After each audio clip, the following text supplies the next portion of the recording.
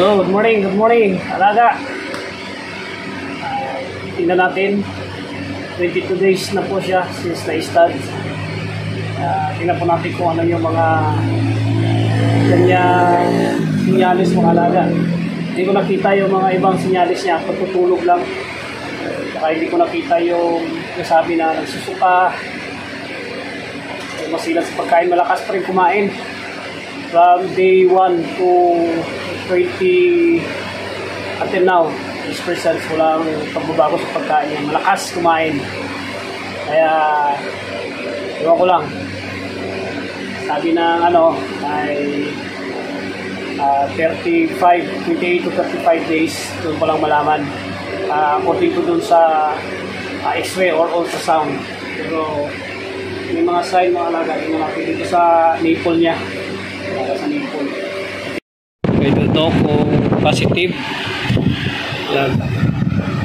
If positive or not, I hope continue in praying. Pero ito mga alaga, medyo napansin ko lumaki yung didi niya dito sa ulihan.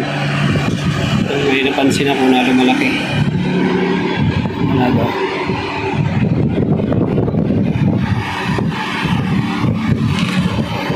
Pansin natin.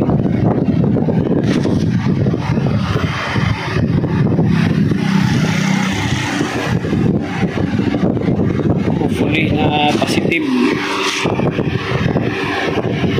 Ito may kunting pula pero I don't know kung anong klaseng pula ito. Alaga.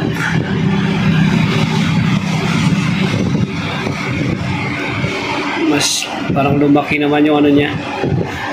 Kaya po hope na positive siya.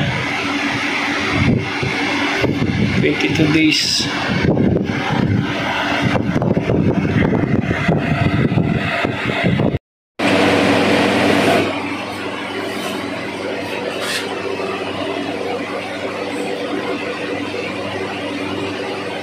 May mga pagbabago naman dito. Pero hindi tayo sure hanggang hindi natin mapawin.